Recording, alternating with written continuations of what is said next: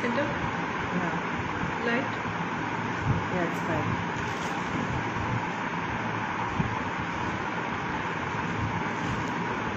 Where are your glasses? They're not white.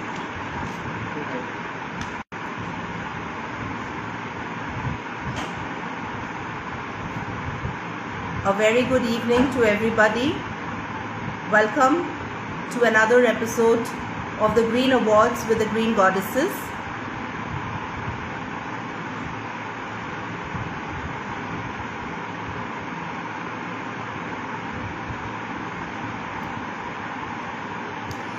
Our special guest today is the CEO of the Express Publications Madurai Private Limited, Ms.Lakshmi Menon. And before I take her in, I'd just like to talk to you about her. She's been associated with the group from the last 2 decades. And in a career span of more than 29 years, she has been associated with various media groups and the television and the print industry. She's an amazing person, as you will get to know her now in a short while.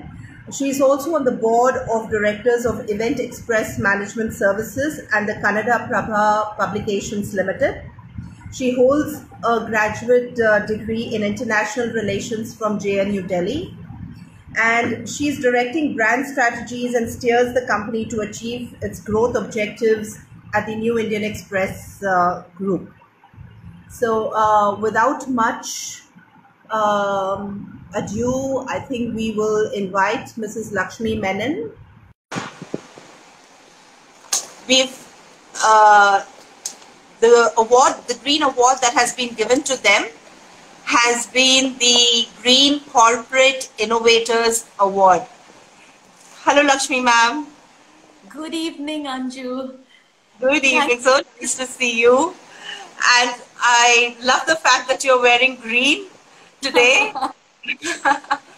And in honor of the Green Goddesses. Oh, how sweet. Oh, sweet. I'm really touched. So, we were just talking about you and how Indian Express has been given the Corporate Innovator Award for all that you have done.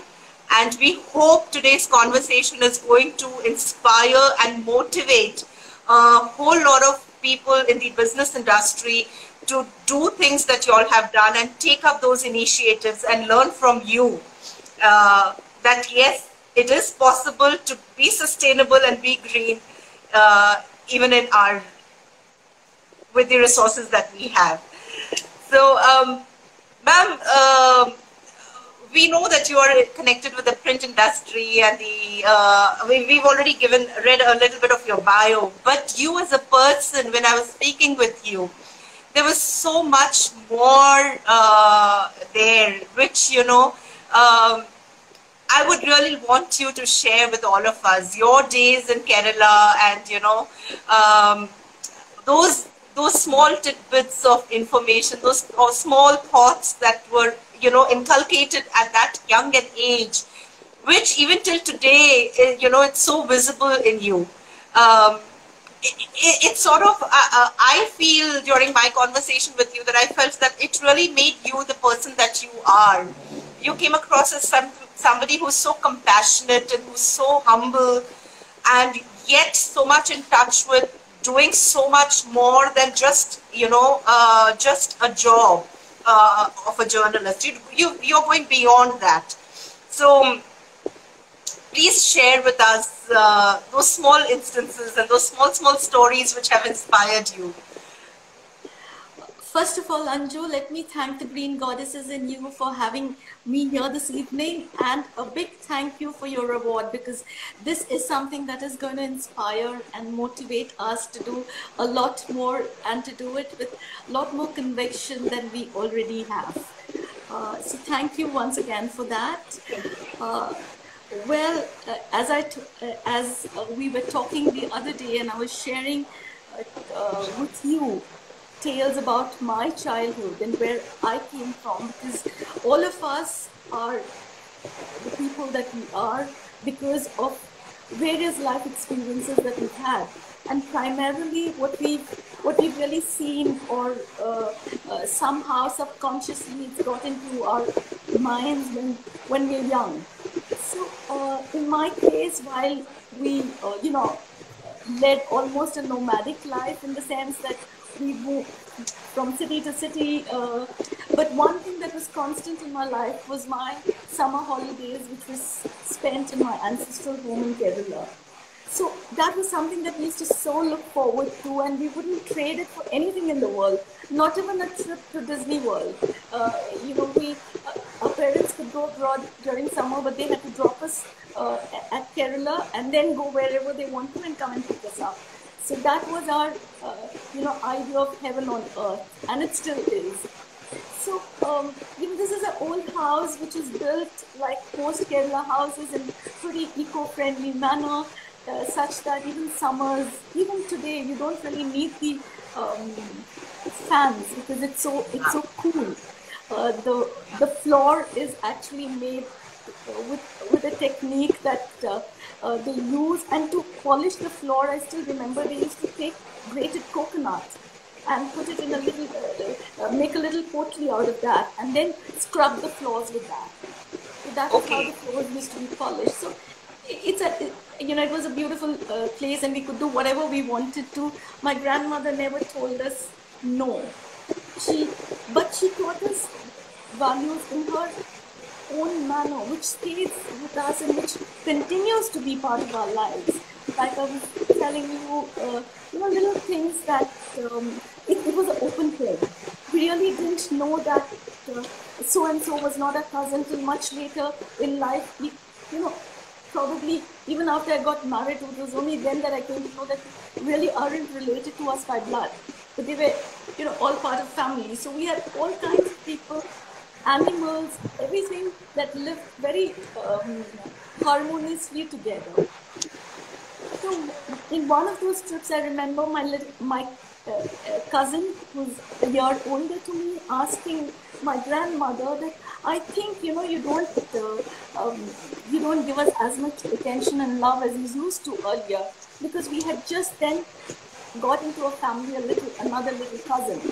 So she took us to the well, which was a very large well, and like all wells, it had those step stones, and it was a treat to draw a bucket of water from the well, because they were scared that we shouldn't go near the well, and it could be accessed from different, from the kitchen, from the pantry, and from the bathroom. So she took us there, and she asked us to draw a bucket of water, and she told us that, when you came in for your summer holidays, you remember the step stone up to what level the water was, and you've been drawing water, we've all been using water, but has that water gone down? So we said no. So she told us, our heart is like that. The more love that you give, there is more to give. So that's something that's stayed with us throughout, and so that was her way of visually explaining things. That as a child, I think it leaves a mark in your heart and subconscious and that is so beautiful, especially I remember during my management days, our professor used to say that when you see something, it registers more than only if you hear. So her taking you to the well and showing it to you, a combination of hearing as well as seeing, that leaves an impact. And it was so beautifully said. So beautifully said.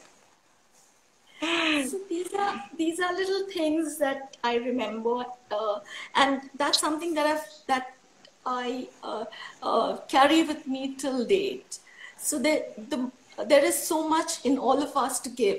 Look at all of you. I mean, you're doing such amazing work, connecting with so many people, spreading the good word, getting everybody to look at sustainable living, and making them believe that it's something that anybody can do, actually. So I think, and the more you do that, the more it motivates you to do more. Yes. So the more you give, there is more to give. So that's something that I have learned from her, and I've learned it through this little, story that she had to she actually demonstrated to us. Yeah, So that is true. I That is true. in another, I remember another time when we were traveling in Kerala, um, for again our summer holidays. I remember her taking us visiting relatives, and we started pretty early in the morning, and the next I mean, the same evening when we were driving back at around 4 o'clock, she asked our driver, "Why don't you stop by for a cup of tea?" Because she thought he may be feeling a little drowsy.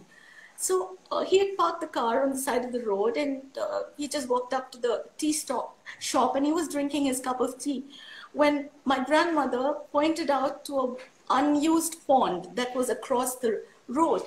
And it was dirty, filthy, it had all kinds of things growing, but in the midst of it there were lotuses growing. So I remember her drawing our attention to those lotuses and telling us that, when you grow old, sometimes you might feel the world is as filthy like the pond. It might appear to be very filthy. But remember always to be like the lotus, luminous and bright, spreading as much cheer as you can without even a droplet of that dirt touching you.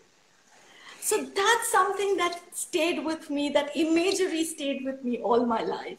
So Yeah. every time I feel that it is like that, and I mean, there is, all of us go through our moments of sometimes low.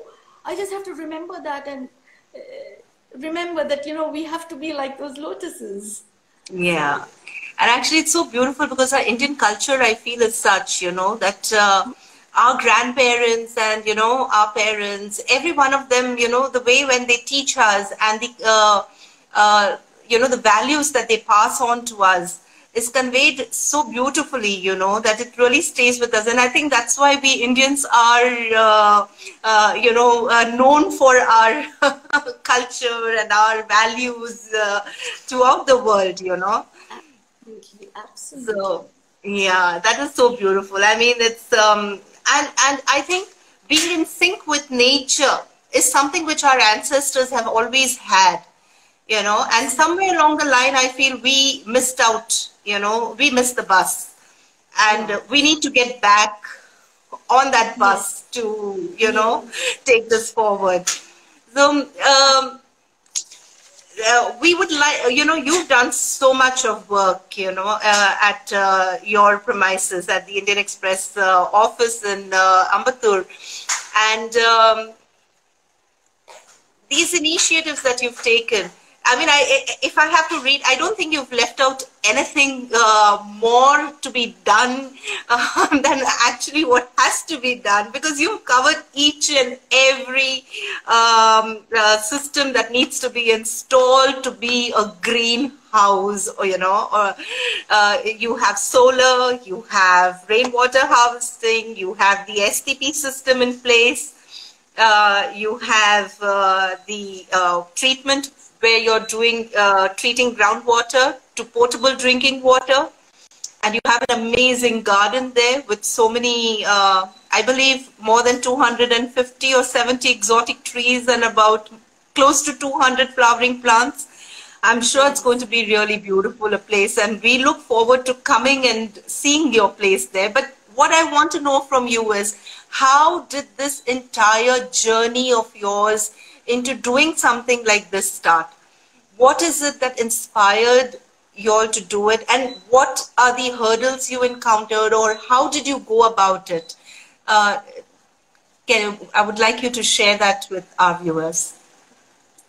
We were initially our office was in the heart of Mount Road, and when we were thinking of building another space for us, because we had to look at modernizing our press and doing all of that, we chose this space.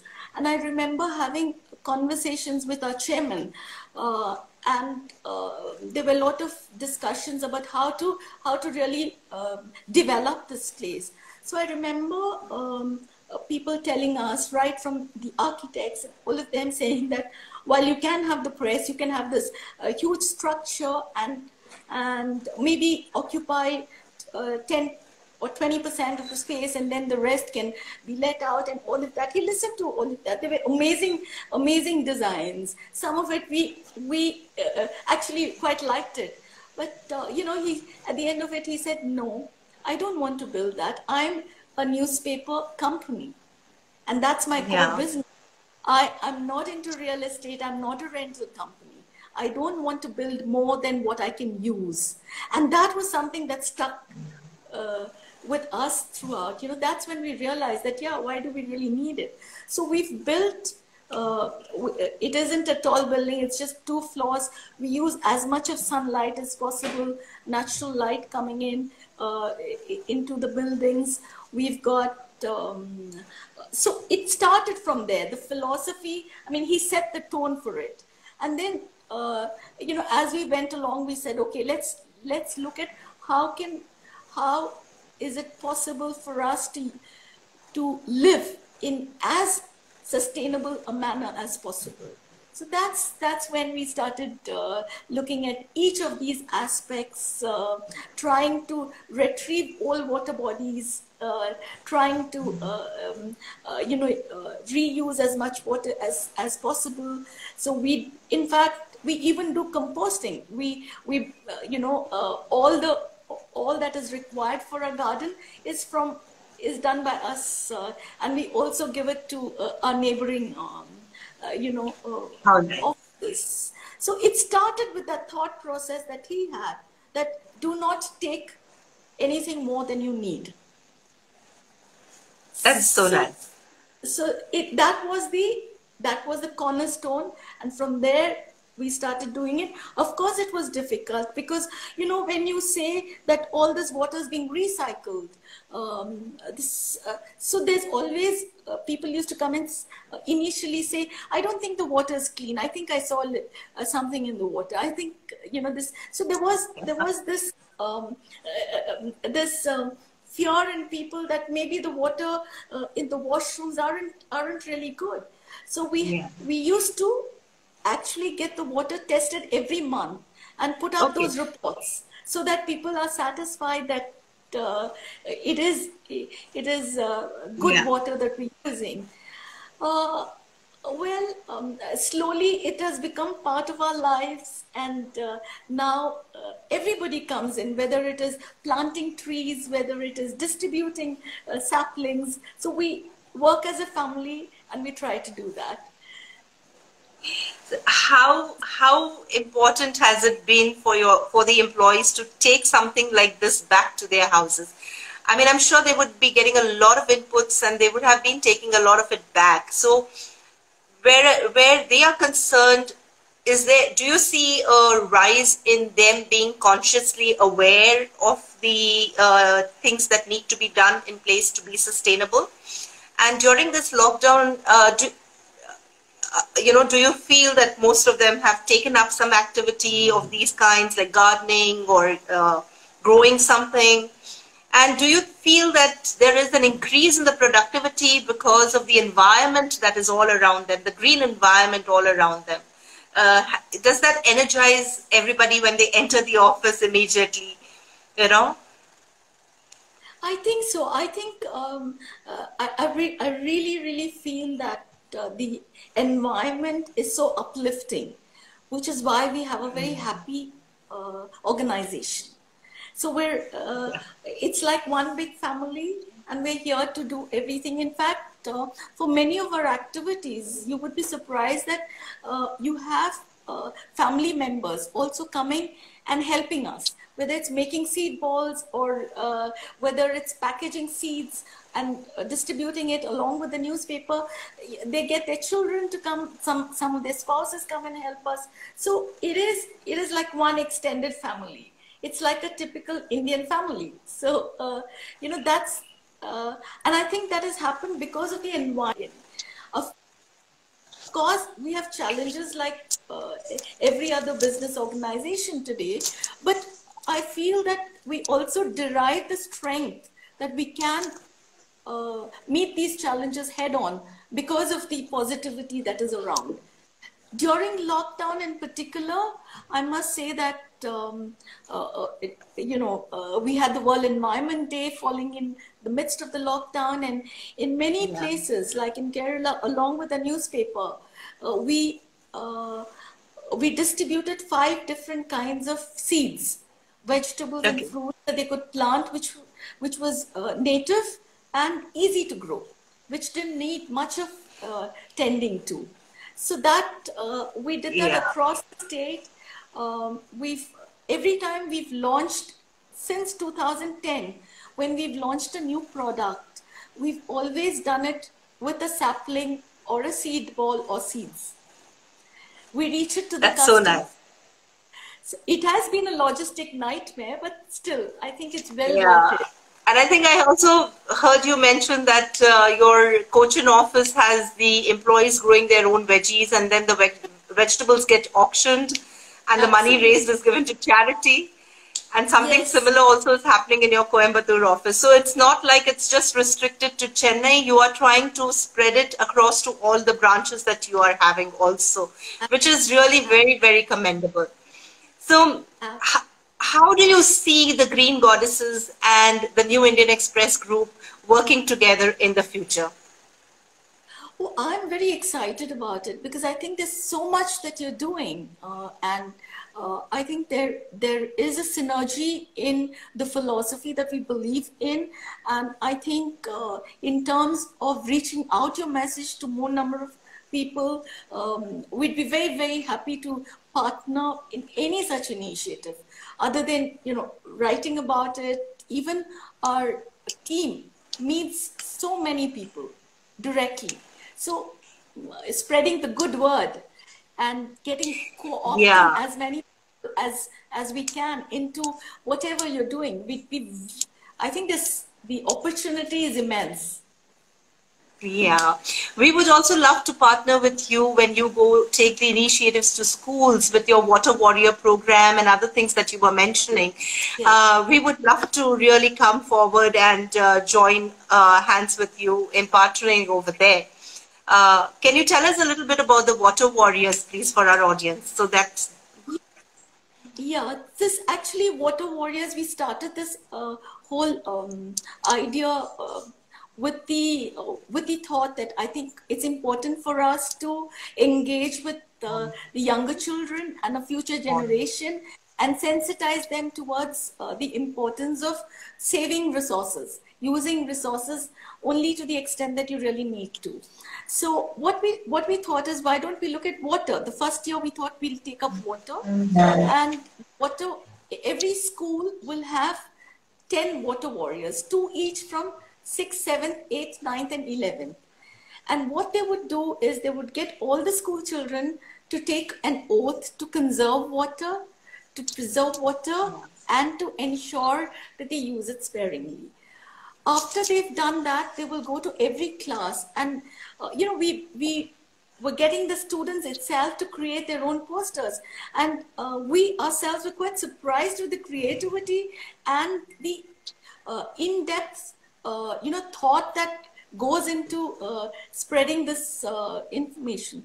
So they will put up these posters in every class, go to every class, talk to the students about it, and more importantly, they will have a session with the ayahs.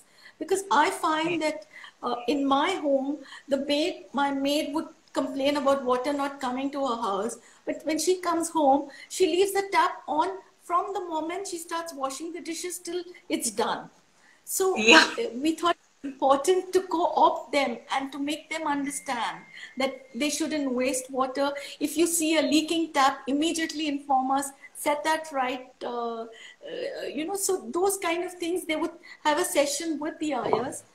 And another thing that struck us as we went along was that children sometimes don't engage with, other than their peer group. So we thought, why don't we get them to engage with others? So each of these water warriors, let us give them the task of visiting 25 households, maybe in your own apartment complex, neighborhood, friends, family. You go there, talk to them about this. So we had this little flip chart that was made, interesting way in which they could explain water conservation. And then go around the house and see that there are no leaking taps. If there are, tell them, please, uncle, I want the tap to be fixed. I will come back next week. And this helped in two ways. And once the house, they find that everything is proper, they would give a little certificate which they could keep at the doorway saying that this house is water positive and signed by them. Yeah. This is such a fantastic idea, and it is so motivating, you know. And I think the future is in the hands of the children. They are our future generation, and we need to make them responsible. Of course, yes, we need to be responsible too, because, you know, at the end of the day, I feel it's our generation which actually missed the bus somewhere, and we need to rectify it and save the planet. We've all seen that the lockdown has done has healed the earth. Everywhere, you know, you would say the earth is healing, Mother Earth is healing. And we've seen the change that is possible. It's only us who need to continue taking initiatives and working in that line to ensure that it stays healed and it doesn't, you know, fall sick again. So, absolutely. Absolutely. So, I think so. Yeah, so on that note, Lakshmi ma'am, thank you so much. We look forward to working and having a long run relationship with you people. And we, if there is anybody, if there is anyone if there's anyone who's wanting to ask any questions, you may post it now. We can take one or two questions if there is any. Ma'am, everybody seems to be liking the water warrior concept. I think this water warrior concept can not only be with the children. Each one of us can take it up in our own homes and in our own neighborhoods to start with. And, you know, when I was talking with Lakshmi ma'am, I'm sure she'll say this too. Start by switching off your lights, growing one plant, switching off the tap, saving water. Be conscious about the quantum of water that you use, because that's what they do in their offices. They have posters everywhere, which keeps reminding the people there working that, you know, be conscious, be alert, and that's how this works. Ma'am, we have a question from Lena Subramaniam, who wants to know which part of Kerala are you from? I'm from a town called Ottapalam. Okay. Yeah. Right. So it's part of Malabar, okay. So it's a beautiful place, and I invite all of you to our office. We'd be very happy to have you here, and my home in Kerala. Oh, that's lovely, ma'am. Thank you so much. We will definitely be coming into your office once this lockdown is open. And, and this is a concept which we would like to share pan-India, you know, because it's something which is really needed. And we look forward to your support and your guidance and working together on this. Thank you. Thank you. I really look forward to that and a lot of exciting things that we could do together. Yes. Thank you so much, Lakshmi ma'am. Thank you so much for this wonderful chat that we've had today, and for the lovely initiatives that you have shared with us and thrown a light on. It's not difficult if somebody sets their mind on doing something. And that's what you have just conveyed to all of us, that we all need to become more alert, more compassionate, more human, and more in sync with nature. And if we can achieve that, there is a whole lot of things that we can do. It's not that difficult. That is possible. Thank you so much. To end on, stay healthy, stay safe. Thank you so much once again. Thank you. Thank you, ma'am. Thank you, ma'am. Thank you. So that was our conversation with the New Indian Express CEO, Mrs. Lakshmi Menon. We request members to please do sign up for our Green Club. It's $5.99. We are having a workshop on the basics of gardening and learn how to grow your veggies coming up after the lockdown is over, and you can please send the workshop is for 1,000, but those paying the money right now, it'll be inclusive, it'll be counted as inclusive of your membership money. So we look forward to having you join our Green Club and becoming a part of our green initiatives. Please come and support us, and let's together green and clean our Chennai and our India. Thank you so much.